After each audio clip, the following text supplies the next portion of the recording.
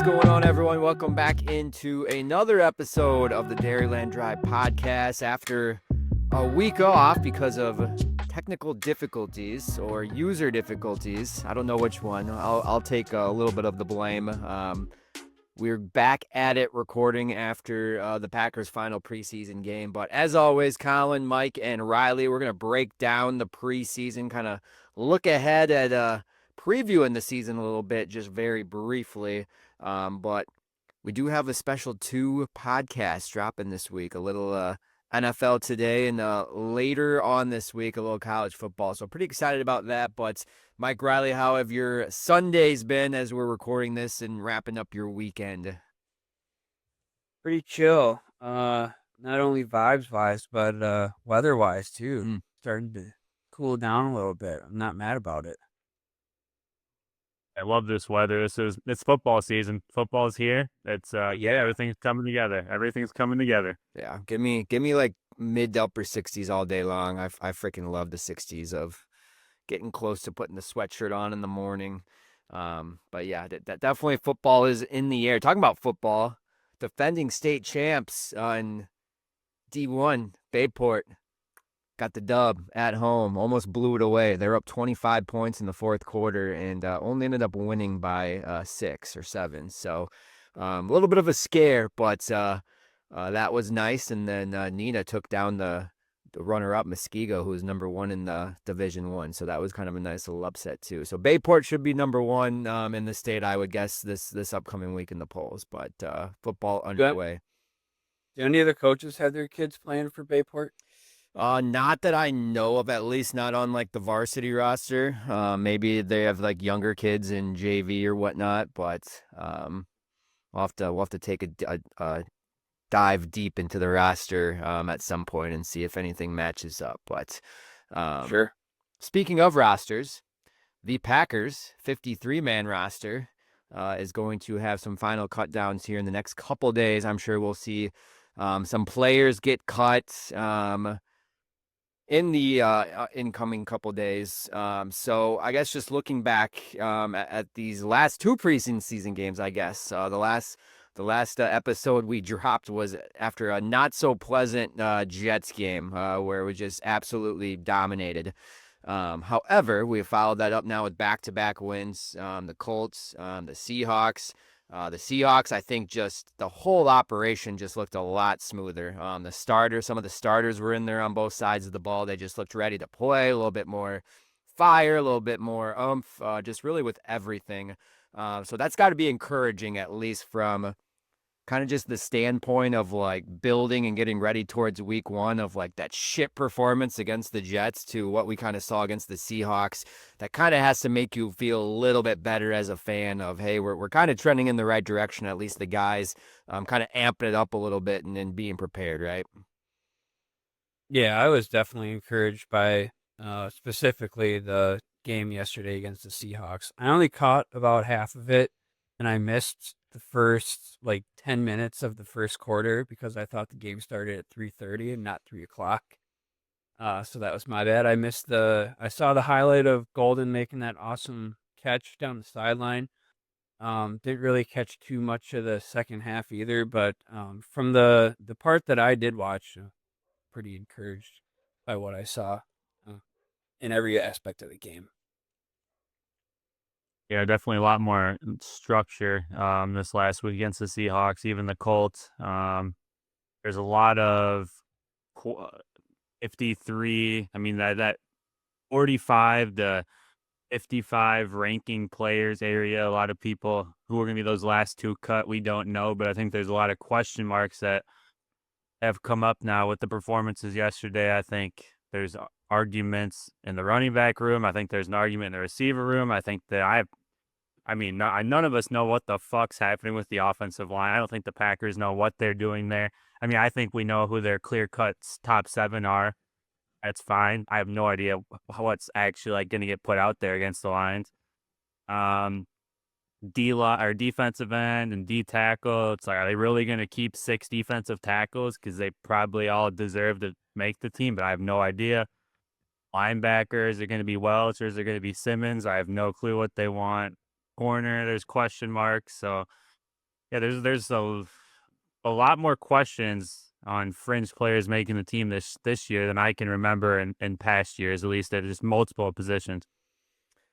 So just maybe looking, if you want to just look at this last game specifically against the Seahawks, or maybe just the preseason in general, if you could pinpoint one player maybe who has helped his case the most to make the roster, just with how camp has gone or how the games has gone.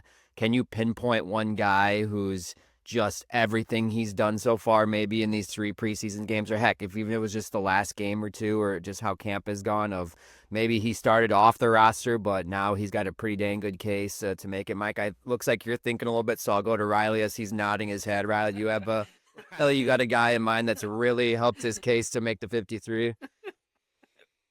Well, I just think the Packers' yearly undrafted guy that always makes the team this year. I mean, it's got Nazir Stackhouse has to make the team. I don't like he makes plays in practice. You hear it all the time, all the games. They don't really have a secondary run stuffer, like a bigger defensive tackle besides Kenny Clark.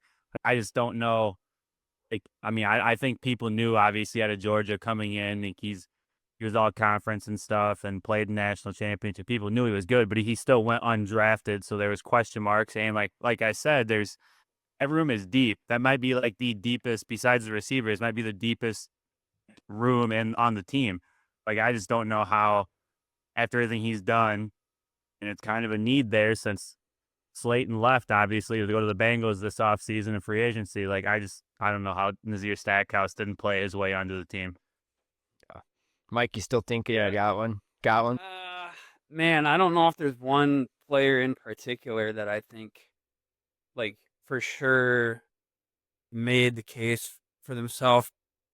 Just the way you frame it like that. I don't know. I feel like before training camp started, there was a lot of conversation about Bo Melton making the position switch, right? And it's Yeah. like, oh, okay, this is maybe like their last ditch effort to see if they can squeeze anything out of him. I think he's held up pretty well, all in all, at corner. I think he's gonna make it as a corner. Yeah. And he contributes on special teams as well, which is going to be key for those bottom third of the depth chart guys making the roster. So for me, probably going to go with Bo Melton in that question. Yeah, I think both of those are good. Bo Melton, he definitely looks the part, like you said. Doesn't look like a guy who's just has literally switched to corner this offseason and playing DB for the first time since high school. Definitely can see the raw stuff is there. I don't know if he'll make the roster, but I think after last night's game and just this last week of practice, I think a guy who's really helped his case to at least make the choice difficult, I think, is Collin King. I think's had a really good week and had a really good game and taken advantage of like all the reps that he's gotten. Will he make the roster? I don't know, but I think he's definitely made the decision a lot tougher of how many corners that they want to keep or what direction they go there. And then another guy who I don't know if he necessarily has done anything to help his case, but like I was 100% did not think he was going to make the roster when we did our 53-man prediction. I think Riley was maybe the only one. I don't know. I'd have to almost think Malik Heath has to be a lock at this point, just with the injuries in the wide receiver room and what he can do blocking. I think he's ahead of McCole Hardman just with overall what the Packers want to do in offense. So again, I don't know if it's necessarily he did anything to help his case. I think he was just maybe kind of steady. I know he had that rough opener, but I think since then he's been pretty good. He's been in on some special team stuff as well. So I think he's been one of those guys that's just kind of taken advantage of the situation and kind of knows his role and knows his worth and what he can kind of provide. So that would be maybe my other one on that side of the ball. Looking at position battles, we don't have to go through all of the 53.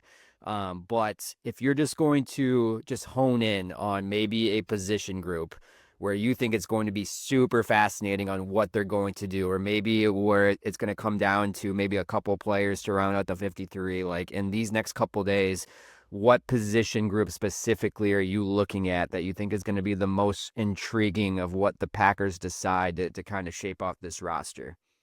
or it can be a couple. I won't let you do more than two. I'll let you do two, but if there's one or two position groups that you're very, very intrigued at, or where the battle's at right now after the game yesterday, what are a couple that you're looking at, or just one? Uh, for me, I'm looking at interior offensive line. Um, are they gonna like who are they gonna get rid of first of all, and then after that, are they gonna look at bringing people in? What is their confidence level in the guys they have right now, and the guys they decide to keep? I just have no idea like what they are thinking in terms of sliding guys in if guys go down. I have no idea like what the plan is. Like, and obviously like Anthony Belton, is he, if someone on the interior goes down, like are they going to slide him in if Morgan stays at left tackle? I just have I can't get a grip on what they're doing offensive line wise. Speaking of which, Yeah, I think I think my two positions that I have the biggest questions about, and it's not like that there's, I think after yesterday, I don't think there's much of a question, but I think it's going to be interesting to see how many they keep, and it's not going to be exciting for Packers fans. They're probably not going to give a shit, but I only give a shit because I think it's a huge deal depending on how many running backs they keep and how many tight ends they keep. If they only keep 3 of each, I think that's 2 more positions they can keep on defense. That could be special teams guys that are at cornerback room, the linebacker room. They keep 6 there, both, or 5, because if they keep 4 tight ends, 4 running back, I don't know. So I think the biggest questions, I think we were the last time is Emmanuel Wilson was still hurt and then came back slowly against the Colts, had a couple of bad moments, couple of good moments. And yesterday it was Emmanuel Wilson from last year. So it's, you see all the Packers insiders. He's got a fuck ton of steam. He's the number. They need somebody to come in and get carries. It seems like everybody gets the sense it's going to be him. And Brooks is just there for pass protection, which is fine. But are they going to keep Avocanda, or what are they going to do there as a fourth or not? He's been their main kick returner, no idea. And then at tight end, are they going to keep Sims as well, or did Fitzpatrick deal away I think he has that third tight end spot, but are they going to keep 4? I don't know. So me, they're not really big questions that anybody probably really gives a shit. I only care because I think there's so many arguments on the defensive side of the ball that if you keep 3 at both positions, like it just opens up 2 more roster spots for the defense to just keep guys that could be very beneficial on special teams. Yeah, and that's where I'm at too. 'Cause yeah, I think that's going to kind of set the tone of what the roster is going to look like, as you mentioned there. Because I've seen some roster predictions as well, where I've seen a mixture of, 4 tight ends being kept or just 3 tight ends. If it is the 3 running backs, 4 running backs, but yeah, I think linebacker and corner, I think is going to be fascinating. Because there's some guys I think that are going to make that choice very difficult and make the case of keeping extra spot, like you mentioned. Christian Welch, I mean, Mike's guy. I mean, he's just steady. He's good on special teams. Like the argument though is if he is going to be on the roster, he is like 100% special team. So that it's that, or like, do you still see potential in Simmons, or do you want both? Simmons obviously has been on some of the special teams units. I don't think we've scratched the surface of what Simmons can do on the defense or the role that he would have. But I thought he played good yesterday. I think Simmons needed to play well yesterday, and I think he kind of answered the call and made some good plays and kind of showed the potential. So that's going to be interesting on the linebackers. And then DBs, like, I think there's just a handful of guys of, if they do keep 6 or 5 or whatever it is, if you count Javon Bullard as a corner, if he is more of a safety, just that whole kind of DB room, I think in general is going to be interesting. But yeah, back to offensive line. I don't want to spoil any of Mike's final drive here, fill in the blanks. So I'm not going to try to get too much into it, but I do agree. It's going to be interesting to see if they look to add from the outside and maybe kind of hit the waiver wire and some of these other roster cuts from other teams, especially interior, because it seems right now that Jordan Morgan is going to be the fill-in guy at offensive line if someone is not healthy week 1. My concern level now for Aaron Banks is starting to creep up a little bit higher. I'm not like DEFCON whatever. But I mean, the fact that he's already missed 5 practices with a back issue, he's already a big dude. I feel like a back issue for an offensive lineman. Again, the Packers could just be very, very, very conservative right now, making sure he's good to go week 1. But 100%, if he doesn't play week 1, Jordan Morgan's going to be the left guard. I think we've seen that. Because I think they're just going to put their best 5 out there.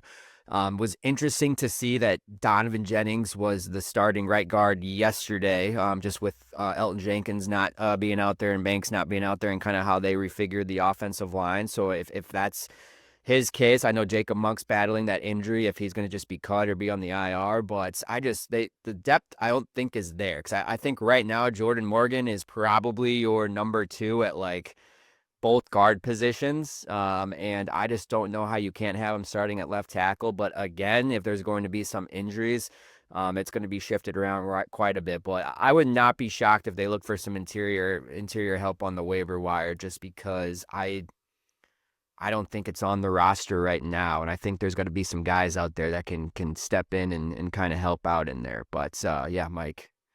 So did Sean Ryan start at center yesterday then? Like I said, I missed the first 10 minutes. Sean Ryan was at center. Elton didn't play, and Banks didn't play. So your potential starting center left guard didn't play. So then they answered with Walker. Walker was at left tackle, and then Morgan moved at left guard. Ryan was at center. Donovan Jennings at right guard, and Zach Tom at right tackle. How did Jennings look? He was okay.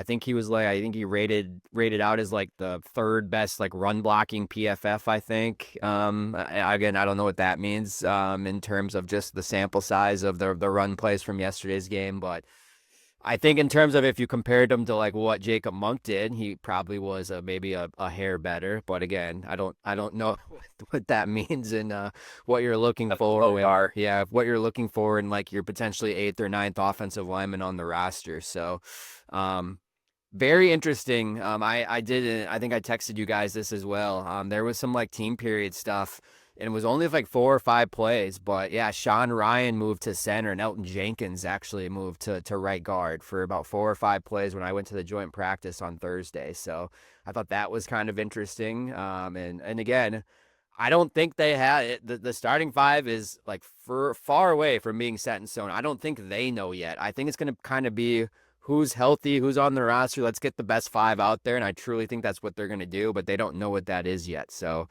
that's going to be interesting to see how these next 2 weeks go. But yeah, definitely some intriguing camp battles. I guess before we wrap up and go to Mike's final drive, any kind of closing thoughts or anything else from just what you've seen, maybe these 3 preseason games or camp in general? I will say, probably the biggest fight that I've seen since I've like watched training camp this past week. My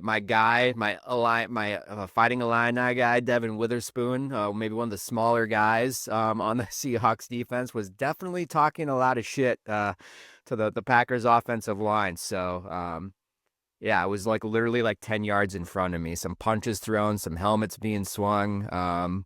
Leave it to a DB starting all of that. Shocker. But yeah, offensive lineman, it was good to see Elton and both Zach Tom were pretty fiery as they've kind of been all the preseason. So that's always good.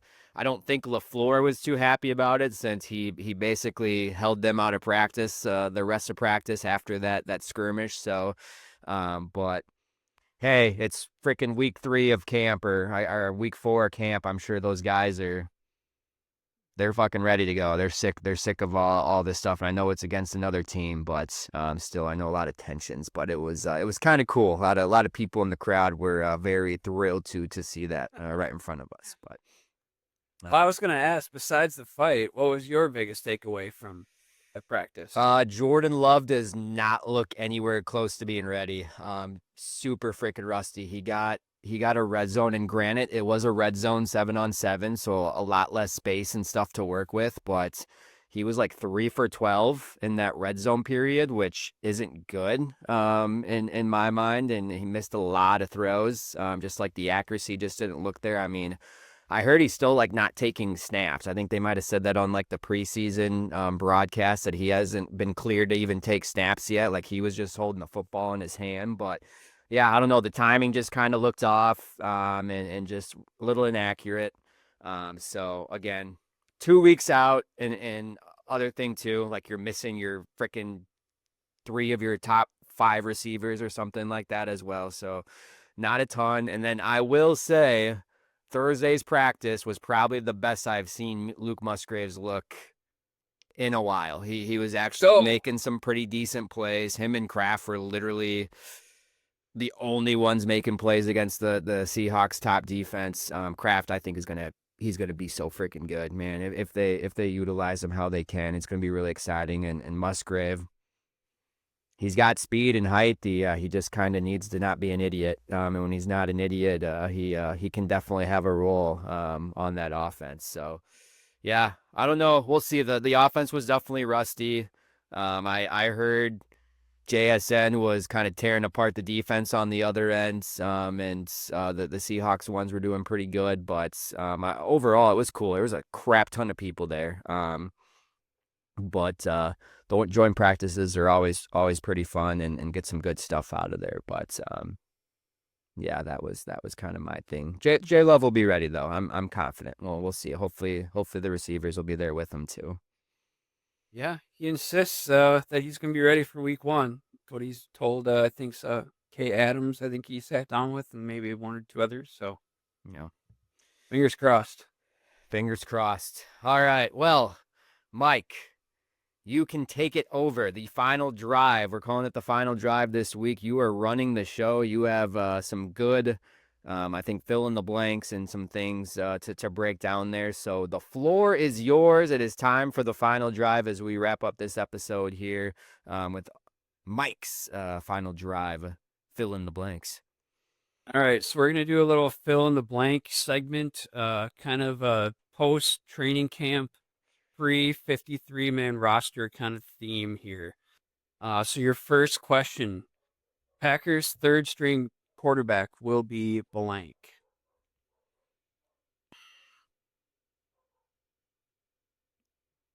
I'll go Elgersma. I don't know. I just think I don't think Sean Clifford has done anything to help himself. I know he had the game-winning drive against the Colts, but like I don't know. I think you potentially look at the potential of Elgersma. That's just me, but because it is there, he's just learning American football nowadays. I think like the arm talent's there, so I'll go Elgersma on the practice squad and the QB3 on game days. Yeah, I'd say he was clearly better yesterday, so I'd probably agree with that I think probably pretty easily. Unless someone is a surprise cut on another roster that they like, I would not be shocked if they try to snag someone from another opposing roster and get them on the practice squad. So that's an option, I think, as well. If they don't like either of them enough, I would not be surprised on that. Second one, after Josh Jacobs, the running back room will consist of blank.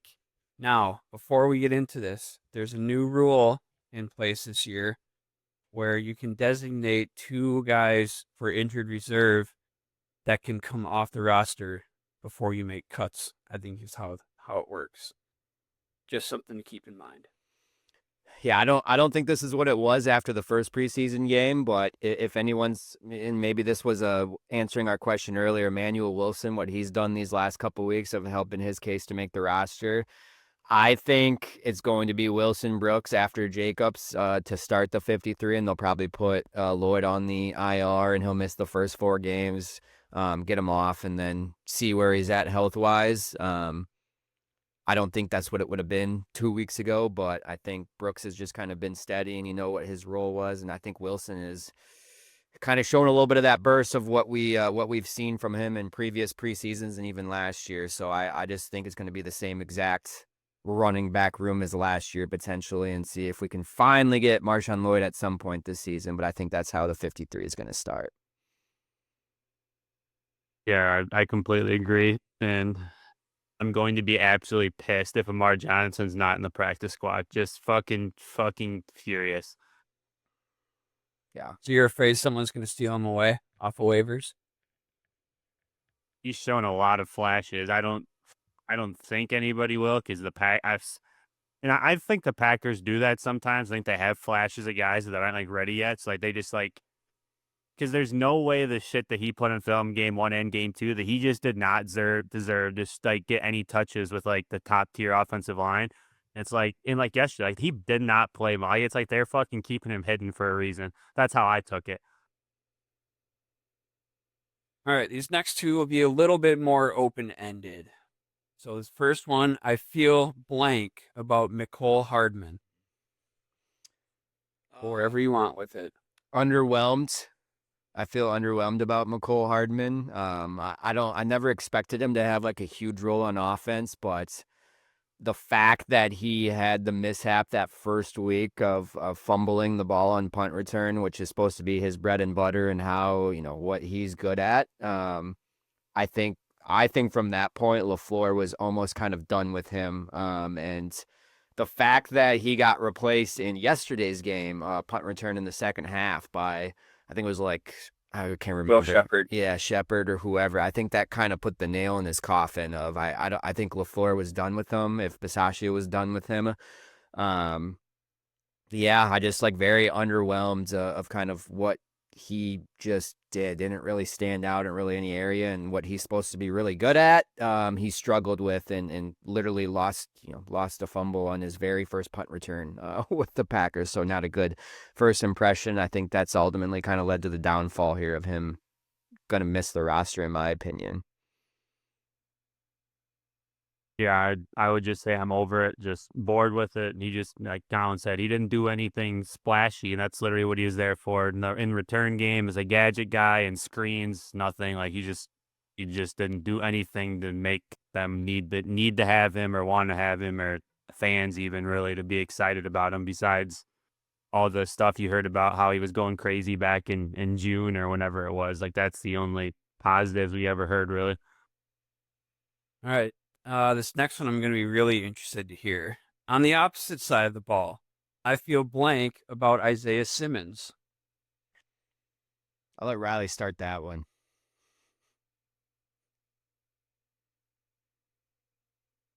It's just so hard for me because, like, we didn't, I guess, because we talked about it last week, but we didn't get to air that. It's just Allen Broad, like, they just don't fucking, I don't know what they're doing with him. I don't know, like, why he's an in the space, like, athlete, and they're, like, playing him in the box and, like, expecting him to, like, have good run fits and be like, oh, he's the lowest graded, blah, blah, blah. Like, motherfucker, he's literally never played there in, like, his entire life. He didn't play inside backer in fucking high school. Didn't do that in college. He played safety. Is literally, I just don't understand, like, and I don't know. I have no idea. My word to still be excited about him because I've talked about, like, how important I think he can be and, like, if they actually fucking used him properly or, like, what not properly. I guess I don't know properly. Nobody knows properly. That's why he hasn't fit anywhere yet, but just like to what his skill set is, and is that like he's just I don't know. Usually like big, tall, lengthy, athletic linebackers don't really it doesn't go well for them interior run game just because of his build. It's so easy for linemen to get under him and stuff like that. And he's more used to going around guys and stuff like that. So it's just in my head, it's like no shit he looked like shit because that's not what he's gonna be good at. Like he's never done it, like I said, it's not his body type, not his skill type.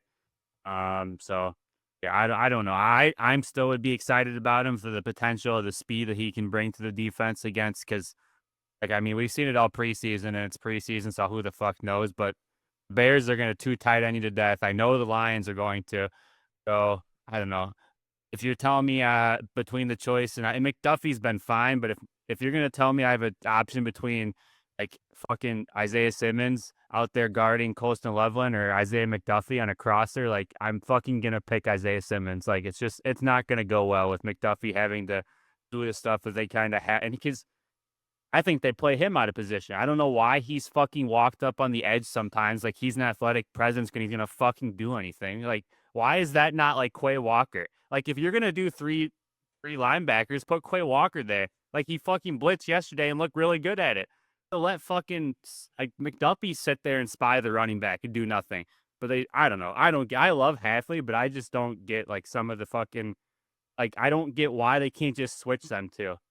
Like I love the psychotic shit he does, but when McDuffie does it, it's just not as fast. Yeah, I had to, Collin, follow that up. yeah, real quick too. I had to like triple take when I saw McDuffie walked up like on the edge there to make sure I was like that was him. Like, what are we doing here? But yeah, to go back to Simmons, I would say intrigued still. Because I do still think there's a role for him on this team. Like the fact that he's still like playing on a lot of special teams, I think he could be like a plus player, I guess, in that avenue, just with the speed and athleticism. And yeah, I don't think we've seen anything close to like what his actual role would be with like the starting units. He is not like an in the box linebacker. He's like an in space linebacker, and kind of like Riley's talked about of, you know, taking away those tight ends or running backs out of the backfield. And I think we saw some plays where he made plays in space and kind of flashed some of that like athleticism, and just like when it's just in the open field and he just needs to be an athlete and not have to maybe make like the reads and stuff inside. Like I think we saw his potential. Um, so yeah, I still think he makes the roster because I do think Halfley is psychotic, like you said, and I think he's going to find a role with him. Um, and I think there is a way where they can play like all four of those guys. And hey, like Tyrone Hopper too has had like a really good training camp. So like, what will his role be? Because he's obviously, I think, a lock too with special teams and maybe a bigger role potentially on defense. So um, I don't know. I do think that I would not be surprised if they kept all of them, just because Simmons' potential and like Welch's like special teams value and some of those other guys just maybe more pure linebackers. But I'm still intrigued. I do think he's a guy that can definitely like help you win a game just with like some of the packages and stuff that he can play on defense. So I'm not ready to give up on him, and I think he can help this team. All right. Next one. After Nixon, Hobbs, and Valentine, Packers cornerback room will consist of blank. Nixon, Hobbs, and Valentine. I mean I think Bo Melton's got to be in there. I don't know. I'm going You King. Yeah. Going King. Kalen King's my guy. I've been hotting him obviously all off season and beat my 53 man. Yeah. But Haddon looked good yesterday too. If they're going to keep 6, I don't know. And then Valentine's Valentine. He's been good in special teams for him. But I don't know. I think my 4th is Melton easily, and my 5th would be King. Yeah. I would agree with that. And then I don't know. I think like what do you count Bullard as?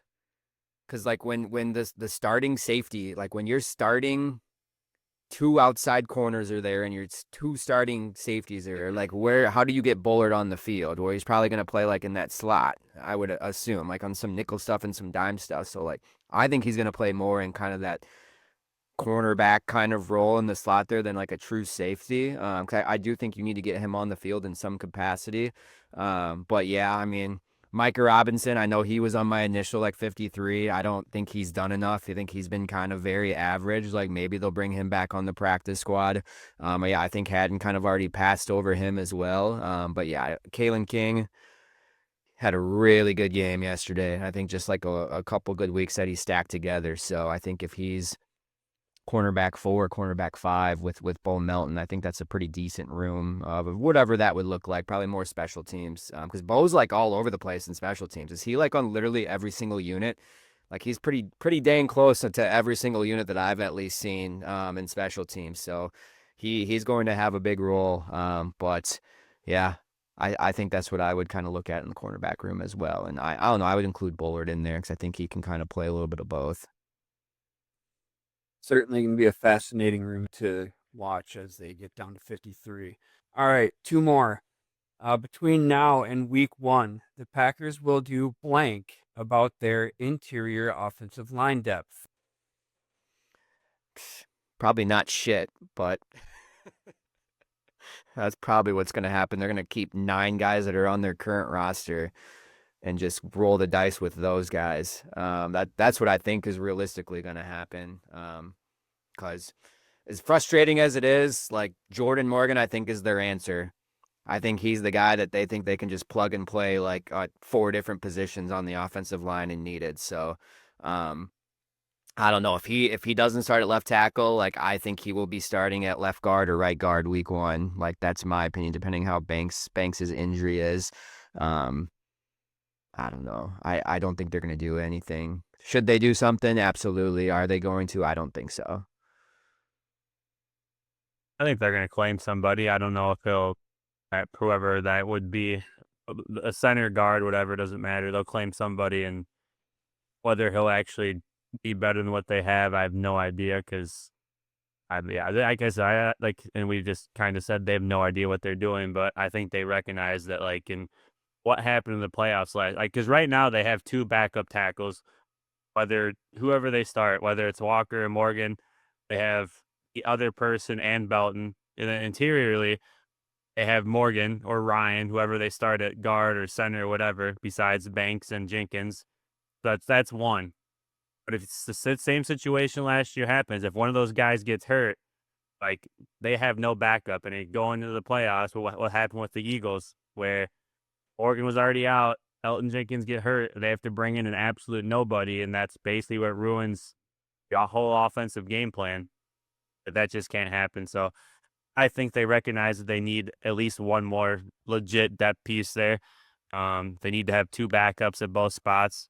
And yeah, I don't know. I think they bring in somebody, and hopefully that person can be somewhat serviceable if they need to play, because I kind of talked about earlier, Banks has not been the healthiest. I think he'll be fine once season goes. And Jenkins has been off and on the last couple of years injured, and he's not getting any younger. So always possible. And then, yeah, I don't know. I just think they need one more piece in there, because I don't know what's going to happen. Okay, last one. We're gonna make it a fun one. We're gonna switch it up a little bit. Not American football, but still football related. Through 2 weeks, blank is the best team in the English Premier League. Liverpool. Yeah. Sadly, it pisses me off to say, but I still think Liverpool's the best. I have to say. Aston Villa might be one of the bottom three. Let's not talk about that right now. Not Arsenal. Arsenal's top 5 probably. Yeah, I don't know if maybe 4. I might put them at 4. They're in that next tier behind. I think Liverpool is like the clear-cut favorite to repeat and be on top of the table, but I think Arsenal's definitely like in that next tier of like teams that could certainly push Liverpool or contend. But yeah, I think they'll certainly, I think, be a top 4, get into the Champions League once again next year. But yeah, my God, Aston Villa. Let's not talk about that. That's just total shit right now. Woo. Brutal to watch. I don't even want to. Don't even get me started on the whole like they can't sign anyone. Like, it literally, they have no money to sign one because of like the fair whatever rules that they have in European football. Just with like how much your club makes and like all of that stuff. Like, it's just BS.